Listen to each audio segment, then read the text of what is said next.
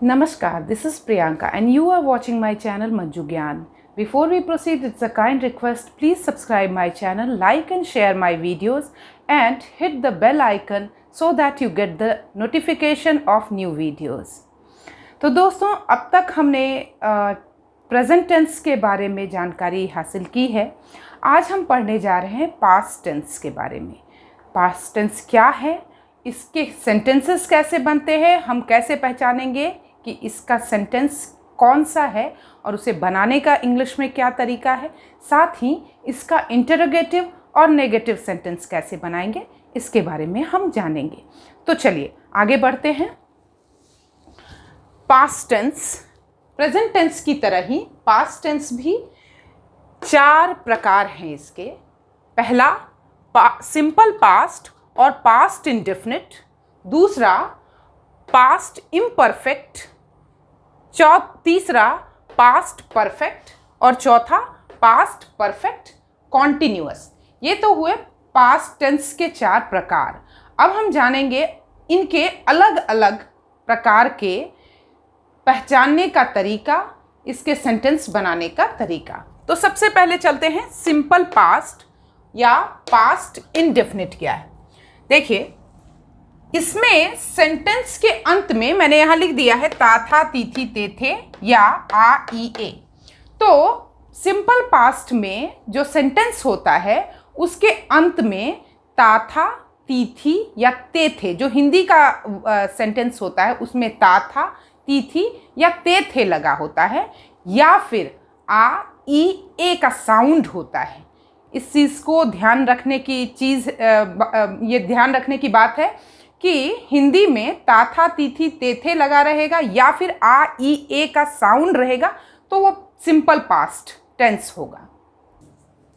अब देखिए, यहाँ मैंने लिखा है सिंपल पास्ट में वाक्य के अंत में ता था ती थी ते थे या आ ई ए का उच्चारण रहेगा। या तो ता था ती थी ते थे लगा रहेगा हिंदी वाक्य में, या फिर आ ई ए का उच्चारण रहेगा। जैसे देखिए कैसा सेंटेंस होता है, वह जाता था।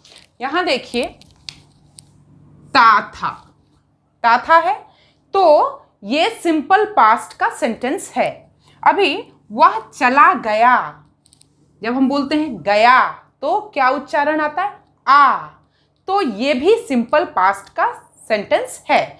अब यहाँ हम देखते हैं सिंपल पास्ट किन सिचुएशंस में बनता है, किन सिचुएशंस में। अब हिंदी को हम अंग्रेजी ट्रांसलेट करके तो बोलने के समय बोल नहीं सकते, तो हमें सिचुएशन समझनी होती है इंग्लिश बोलने के दौरान। तो हम यहाँ देखते हैं वह जाता था। इस सेंटेंस को सुनने से क्या लगता है कि कोई एक लड़का है जो कि हमेशा जाया करता था, जाता था। जैसे वह रोजाना स्कूल जाता था, तो एक हैबिचुअल एक्शन को शो करता है, जो हैबिट उसकी रोज रोज करने की थी। तो सिंपल पास्ट का पहला रूल है सिचुएशन के लिए, हैबिचुअल एक्शन शो करेगा। जो काम हम पास्ट में पीछे, जो काम हम प्रतिदिन या पीरियोडिकली या मतलब उसकी एक हैबिट है, हमको इस तरीके से करते हैं, तो उसको हम सिंपल पास्ट में बनाते हैं।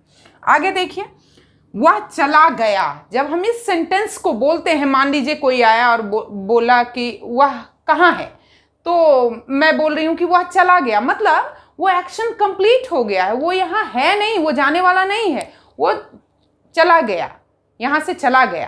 तो इसमें क्या होता है, कंप्लीटेड वर्क होता है, काम जो है वो कंप्लीट हो चुका होता है। जैसे प्रेजेंट परफेक्ट में हम बोलते हैं वह जा चुका है, वो जा चुका है यहाँ से लेकिन कहीं पहुंचा नहीं है। लेकिन चला गया में क्या होता है कि वो काम जो है पूरी तरह से कंप्लीट हो गया है, वो यहाँ से निकल गया और जहाँ जाना होगा वहाँ पहुँच गया होगा।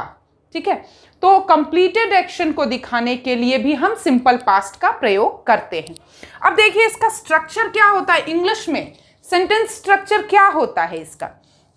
पहले हम सब्जेक्ट को लिखते हैं इंग्लिश में, फिर वर्ब को लिखते हैं, वर्ब का दूसरा रूप, और उसके बाद ऑब्जेक्ट को लिखते हैं। ये हमारे इस ऐसे सेंटेंसेस को, जो सिंपल पास्ट का सेंटेंस है, इसको ट्रांसलेट करने के लिए हम इंग्लिश में सबसे पहले सब्जेक्ट, फिर वर्ब टू और फिर ऑब्जेक्ट को लिखते हैं। तो देखिए, वह जाता था का हम सेंटेंस कैसे बनाएंगे। यहाँ मैं स्कूल जोड़ देती हूँ ताकि आपको ये ऑब्जेक्ट का भी क्लियर हो जाए कि कैसे लगाते हैं। तो ही वेंट स्कूल, वह स्कूल जाता था, ही वेंट स्कूल। ठीक है, तो देखिए ही क्या है, सब्जेक्ट है, लगा दिए। वेंट क्या है, वर्ब टू है। किसका वर्ब, कौन से वर्ब का दूसरा फॉर्म है, गो का। गो वेंट गॉन होता है, तो हमने क्या लिखा यहाँ, वेंट लिखा, क्योंकि दूसरा फॉर्म हमको यूज करना है। ही वेंट स्कूल, स्कूल क्या है, ऑब्जेक्ट है। तो subject plus verb two plus object. Subject, verb और ऑब्जेक्ट क्या है, इसके बारे में मैंने टेंस में ऑलरेडी बता चुका है, फिर मैं बता देती हूं कि कौन लगा के अगर हम पूछते हैं, मतलब जो काम करने वाला है वो सब्जेक्ट होता है। काम का जो फल होता है जिस पर पड़ता है वो जो काम करने वाला है वो सब्जेक्ट होता है, और काम का जिस पर फल पड़ता है उसको ऑब्जेक्ट बोलते हैं। तो कौन काम कर रहा है, ही कर रहा है, तो ही सब्जेक्ट होगा। और काम का फल क्या है, काम किस चीज के लिए कर रहा है, कहाँ जब हम लगाते हैं तो आता है स्कूल। कहाँ जा रहा है, स्कूल, तो स्कूल क्या है, ऑब्जेक्ट होगा। इसी तरह वह चला गया, वह यहां से जा चुका है, बहुत देर हो गई, वो जा चुका है, तो ही वेंट। ठीक है, he went, subject plus verb two. He क्या है, सब्जेक्ट है, और वेंट क्या है, गो का सेकेंड फॉर्म है, दूसरा रूप है। गो एक वर्ब है, इसका दूसरा रूप है वेंट, तो ही वेंट। अब देखिए, सिंपल पास्ट का हम इंटेरोगेटिव मतलब प्रश्नवाचक वाक्य और नेगेटिव मतलब नकारात्मक वाक्य कैसे बनाते हैं। सवाल पूछने वाले वाक्य को इंटेरोगेटिव वाक्य बोलते हैं, इंटेरोगेटिव सेंटेंसेस, और नकारात्मक मतलब न, जिसमें न हो, नेगेटिव सेंटेंसेस, जिसका आंसर न आए, मतलब जिसमें न हो, नहीं कहा जा रहा है, उसको नेगेटिव सेंटेंसेस बोलते हैं।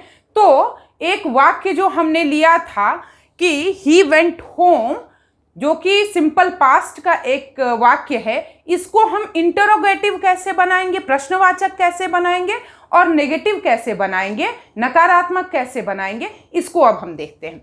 तो देखिए, इसको बनाने का, इंटरोगेटिव बनाने का स्ट्रक्चर क्या है। सबसे पहले डिड होगा, फिर सब्जेक्ट होगा, फिर वर्ब वन होगा, और फिर ऑब्जेक्ट होगा। इसमें ध्यान देने वाली बात यह है, ज्यादातर हम गलतियां ये करते हैं कि डिड तो हम दे देते हैं, लेकिन फिर हम इसमें वर्ब टू भी प्रयोग कर लेते हैं। जो वर्ब टू हमने पहले प्रयोग किया है उसको हम प्रयोग कर लेते हैं। जब हम बोलने लगते हैं तो हम इसको इस तरीके से कर लेते हैं कि यहाँ सही वाक्य क्या है इसका, डिड ही गो होम, लेकिन हम गलतियां ये कर लेते हैं कि डिड ही वेंट होम। तो हमको इस गलती से बचना है। हमें ध्यान देना है कि यहाँ डिड जो है वो डू का डिड हो गया है, डू का ही सेकेंड फॉर्म डिड बन गया है। तो यहाँ जो वर्ब है उसमें सेकेंड फॉर्म नहीं आएगा, वो फर्स्ट फॉर्म में ही रहेगा। तो इस तरीके से इसका इंटरोगेटिव सेंटेंस बनेगा। अब नेगेटिव सेंटेंस में देखते हैं, नेगेटिव सेंटेंस कैसे बनाते हैं हम सिंपल पास्ट का। He did not go home, he did not go home, वह घर नहीं गया है, गया था, वह घर नहीं गया था, या वह घर नहीं जाता था। इस सेंटेंस को बनाने का जो स्ट्रक्चर है, अभी इसका मीनिंग क्या होगा, डिड ही गो होम, इसका मतलब होगा कि क्या वह घर गया था, क्या वह घर जाता था, या इसका अब he did not go home का होगा वह घर नहीं गया था। ठीक है, तो इसमें क्या होगा, सब्जेक्ट, उसके बाद डिड, फिर नॉट, फिर वर्ब वन। डिड आएगा तो हमको हमेशा वर्ब वन ही यूज करना है, वर्ब टू हम यूज नहीं कर सकते हैं, और उसके बाद ऑब्जेक्ट। ठीक है, तो ये इसका सेंटेंस स्ट्रक्चर रहेगा। तो आज हमने सीखा सिंपल पास्ट, और सिंपल पास्ट का हम इंटरोगेटिव सेंटेंस कैसे बनाते हैं और नेगेटिव सेंटेंस कैसे बनाते हैं। आई होप कि आपको मेरी ये क्लास समझ में आ गई होगी। अगर आपको किसी भी तरह का कोई डाउट हो तो आप मुझे कमेंट करके पूछ सकते हैं।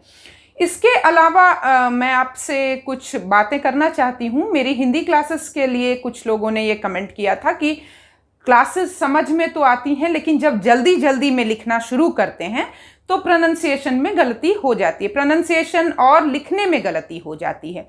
तो उसके लिए आपने कहा था कि एक वीडियो बनाने के लिए, तो मैं आपको ये बता दूं कि मात्राओं के बारे में हम पढ़ चुके हैं, वर्ड के बारे में हम पढ़ चुके हैं, 12 खड़ी और वर्ण पे मैंने वीडियो बना लिया है।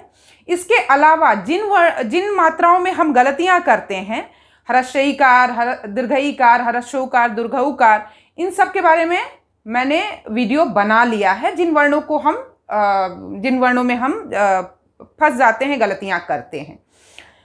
अगर आपको वर्णों से संबंधित या फिर मात्राओं से संबंधित कोई परेशानी है तो आप एक स्पेसिफिक मात्रा के बारे में बोलेंगे, मैं उस पर वीडियो बनाऊंगी। लेकिन जल्दी क्यों नहीं होता इसके बारे में जहां तक मैं समझती हूं, मैं यही कह सकती हूं कि आप जितना ज़्यादा प्रैक्टिस करेंगे, जितना ज़्यादा बोलेंगे और बोलने के साथ लिखेंगे, उतना ही आपका डिक्टेशन सही होगा, उतना ही आपकी प्रोनंसिएशन सही होगी।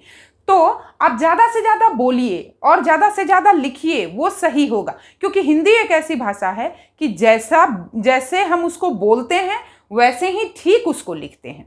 तो आप उसको ज़्यादा से ज़्यादा पढ़िए और लिखिए।